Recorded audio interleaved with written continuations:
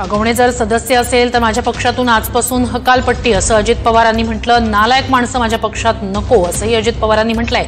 तसंच या प्रकरणाशी दुरान्वयही संबंध नसल्याचं अजित पवारांनी म्हटलं। माझ्या जवळचा असेल तरीही चूक जर केली तर पोलिसांना त्याला टायरमध्ये घालायला सांगतो असंही अजित पवारांनी म्हटलंय।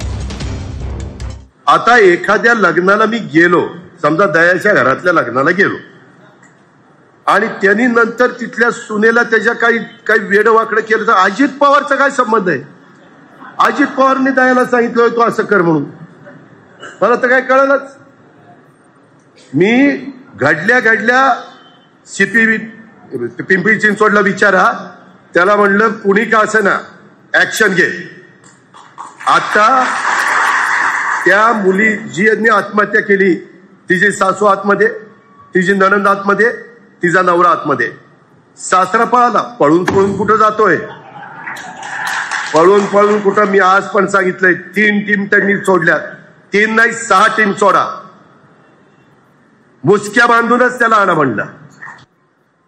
आज मी जाहीर करून टाकतो, तो तर माझा पदाधिकारी नाही, परंतु सभासद असेल तर त्याला आजपासून राष्ट्रवादी काँग्रेस पक्षातनं मी हकालपट्टी केलेली आहे। असली नालायक माणसं माझ्या पक्षात नको, काय गरज नाही। गरीबाच्या दारात धादा जाईल, पण असल्यांच्या दारात जाणार नाही।